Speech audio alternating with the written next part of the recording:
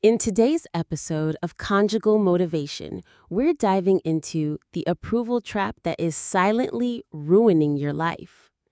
This audio recording includes subtitles, allowing you to engage with the material more thoughtfully and at your own pace. What if I told you the cage that's keeping you from the life you want isn't locked? What if I told you that you've been holding the key this whole time? We spend so much of our lives looking for the external forces that hold us back. Our boss, our family, our circumstances, our past. We point fingers, we place blame, and all the while, the real prison isn't outside of us, it's inside.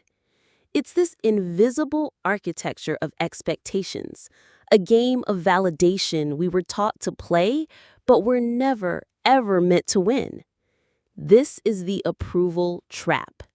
It's a silent, pervasive force that dictates your choices, drains your energy, and forces you to trade your authentic self for a hollow, socially acceptable version. It's the sting you feel when a post gets no likes, the reason you say yes when your entire being screams no, and the reason you measure your self-worth with the yardstick someone else handed you. It's a life lived on defense, constantly reacting to what you think other people are judging. But this isn't just another video about learning to love yourself. This is a manual for a jailbreak. We're going to dismantle this trap, piece by piece. We'll explore the profound, maybe even controversial, psychological principles that explain why you're stuck.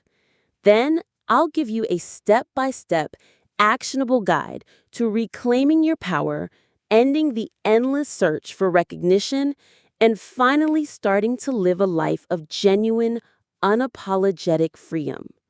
Your real life is waiting for you on the other side of other people's opinions. And today, we're taking the first step across that line. Before we can dismantle the trap, we need to see it clearly. We need to understand the rules of the game we've been forced to play. The approval trap is built on a single deceptive idea that your value is conditional. It's a prize to be won, a status to be earned, granted to you by others. And we learn this from a young age. Good grades get praise from teachers. Fitting in gets you acceptance from your peers. Success in your career earns you respect. We learn fast that approval feels good. It's a neurological hit, a signal that tells us we belong. From an evolutionary standpoint, this makes perfect sense. Our ancestors' survival depended on being accepted by the tribe. Rejection meant isolation, and isolation meant death. So this deep, primal need to belong is hardwired into our DNA. But in the modern world, this survival mechanism has been hijacked. It's mutated into a psychological dependency. Social media has turned this instinct up to 11, turning our lives into a performance and our interactions into transactions for validation. We're no longer seeking acceptance from our small village, we're seeking it from a global audience of strangers. The result is a constant low-grade anxiety. We find ourselves changing our actions based on the fear of how someone else might react. We hesitate to share a personal win for fear of looking arrogant, or we hide a struggle because we're afraid of being seen as a failure. We become chameleons, changing our colors to match the expectations of whoever we're with, losing a tiny piece of ourselves with every shift. The core of this problem, as laid out in the groundbreaking work of Adlerian psychology, is that this chase for approval forces us to live according to other people's expectations. When you make it your goal to satisfy what other people want from you, you inevitably have to sacrifice what you want for yourself. You're no longer the driver of your own life. You're just a passenger, letting the whims and judgments of others take the wheel. This is the ultimate cost of the approval trap. You trade your freedom for a fleeting sense of recognition. You hand over the power of how you feel about yourself to other people. And that is a very dangerous way to live. The most insidious part? The trap presents itself as a noble pursuit. We call it being nice, agreeable, or a team player. But often that's just a mask for fear. The fear of being disliked, misunderstood, or rejected. And so we keep playing, chasing a prize that's always just out of reach. Because even when you get someone's approval, it's temporary. It's a fleeting high that just leaves you needing another fix. It creates a life where you're constantly running a race you never wanted to enter, a race with no finish line. The truth is, the game of seeking external approval is rigged. You can never truly win because the goalposts are always moving and the judges are fickle. The only way to win is to refuse to play. So, why are we so deeply stuck in this trap? To really get it, we have to go deeper than just social media and societal pressure. We need to look at the very foundation of how we think about our own happiness and misery. For a long time, the main story in psychology has been shaped by Freudian thinking, which points to past trauma as the root of our problems. This is the idea of etiology, the study of causation. It suggests our present struggles are a direct result of things that happened in the past. I am this way because this happened to me. This view, while it has its place, can become its own kind of cage. It can lead to determinism, the belief that our history has the final say on who we are.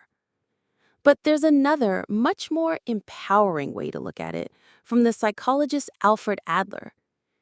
Adlerian psychology completely flips the script. It champions the idea of teleology, which doesn't focus on past causes, but on present goals. Adler's revolutionary claim is this: no experience is in itself a cause of our success or failure. We do not suffer from the shock of our experiences, but instead we make out of them whatever suits our purposes. This is a radical idea. It suggests that your unhappiness isn't something that just happens to you, it's something that you, on some level, choose because it serves a purpose. You are not defined by your experiences, but by the meaning you give to them. Let's use an example from the book The Courage to be Disliked. Imagine someone who is too anxious to leave their house. The Freudian etiological view might say they had a past trauma that now causes their anxiety. The Adlerian teleological view suggests something different. It would say the person first has the goal of not leaving the house, maybe to get special attention and care from their family, or to avoid the challenges of the outside world. They then create the emotion of anxiety as a justification to achieve that goal. The anxiety doesn't cause the behavior. The goal of the behavior causes the anxiety. From this perspective, emotions aren't just passive reactions. They're strategic tools we use to get what we want. This brings us to maybe the most powerful and clarifying statement in Adlerian thought. All problems are interpersonal relationship problems. At first, that sounds crazy. What about money problems or health issues? But if you dig into it, the stress you feel from a lack of money isn't about the paper itself, but it's about what it means in your relationships with others. Feelings of inferiority, the fear of judgment, or the inability to provide for family. Even feelings of self-hatred are fundamentally interpersonal. You dislike yourself because you're comparing yourself to some idealized version or to other people. Loneliness isn't the physical state of being alone, it's the feeling of being excluded by others. When you put these two ideas together, that we're driven by goals and that all our problems are rooted in our relationships, the approval trap comes into sharp focus. The reason we feel unhappy and stuck is because we've adopted the subconscious goal of seeking recognition and avoiding disapproval in our relationships. Our unhappiness becomes a tool we use to navigate this goal. We feel anxious to avoid situations where we might be judged. We get resentful when we feel our efforts aren't being recognized. We feel inferior because our primary goal is to constantly measure ourselves against others. We choose to be unhappy because we've mistakenly decided that navigating the treacherous waters of other people's approval is the most important thing. This realization is the key that unlocks the cage. If your unhappiness is a choice based on a faulty goal, it means you have the power to choose again. You can set a new goal. You can choose freedom. If the root of our problem is getting tangled up in the approval game, the solution is to untangle ourselves. This is where we go from understanding the problem to actually fixing it. And the single most powerful tool for this comes from Adlerian psychology. It's called the separation of tasks. It's a simple but life-altering principle. The idea is this. In any situation, you have to learn to clearly distinguish between what is your task and what is someone else's task. And you must not interfere with other people's tasks. So, what's a task? A simple way to figure it out is to ask the question, who ultimately gets the result of this choice? For example, studying for an exam is your task. Why? Because the consequence of passing or failing is ultimately yours to bear.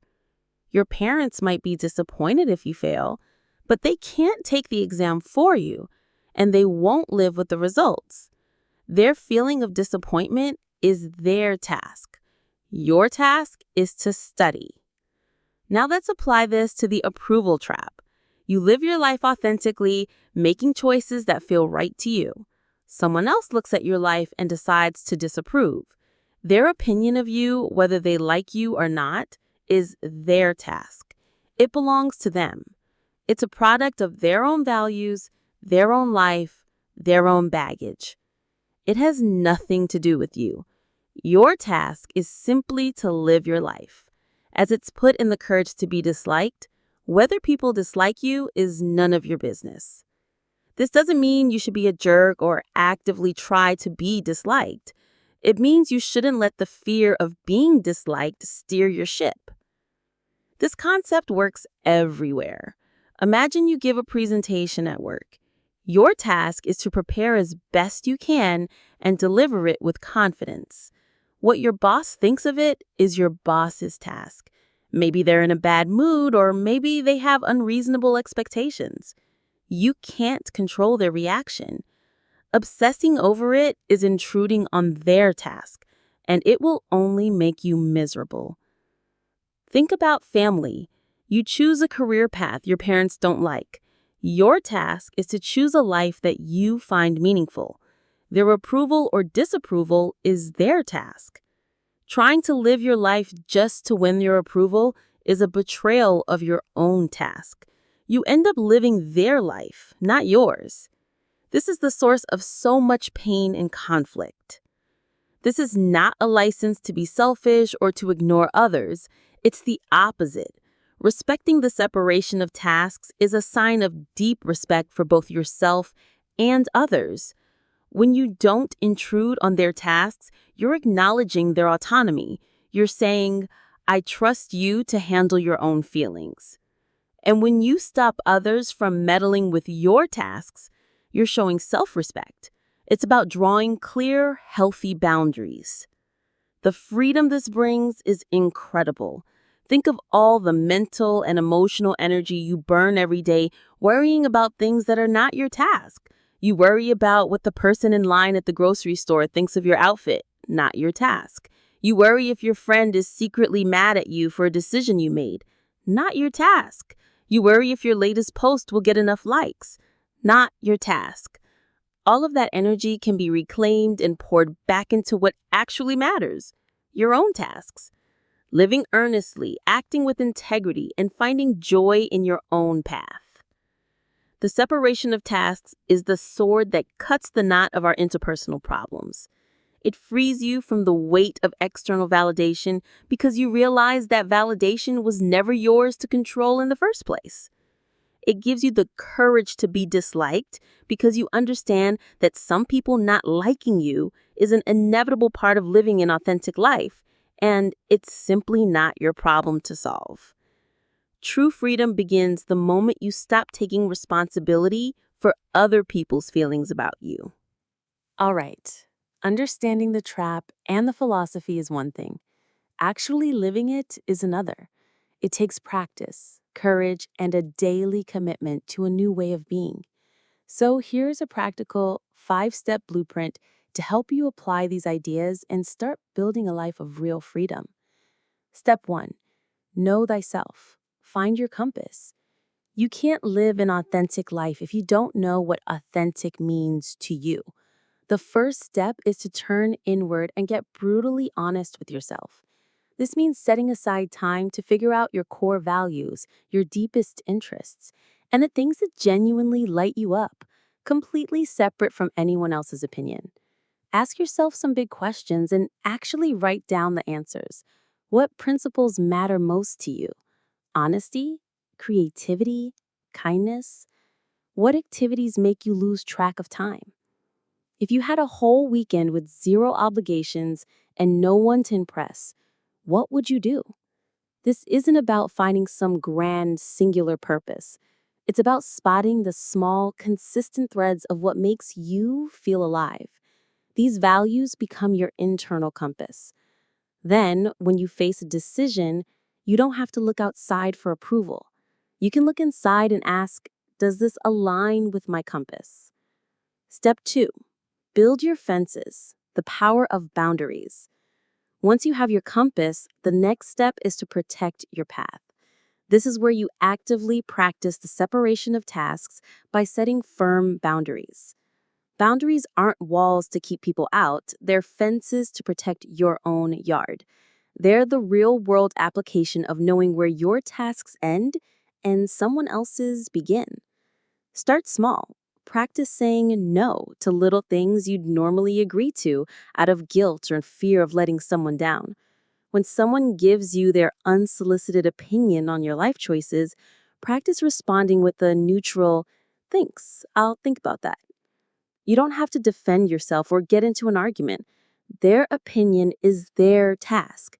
Your choice is yours. When you feel that urge to over-explain why you did something, stop. Recognize that you're trying to manage their reaction, which is their task. This will feel weird at first, but every time you set a boundary, you're reinforcing your own sense of self. Step 3. Find your fire, the shift to intrinsic goals.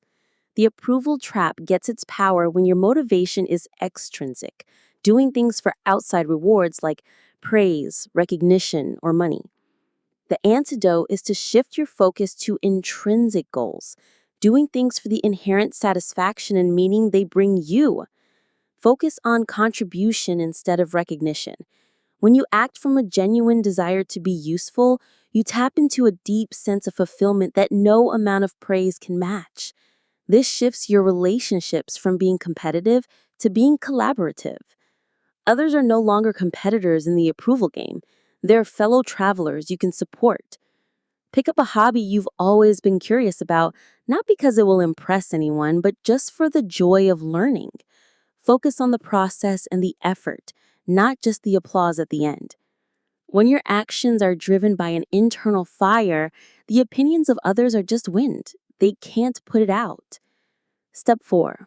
The mirror of self-acceptance. At its core, the desperate need for approval comes from a lack of self-acceptance. You're looking for others to tell you that you're enough because you don't truly believe it yourself. Self-acceptance is the foundation of a life free from this trap. It's the act of acknowledging your worth just as you are right now, without needing to be perfect or extraordinary. Self-acceptance isn't about ignoring your flaws. It's about understanding that your worth isn't conditional on you fixing them.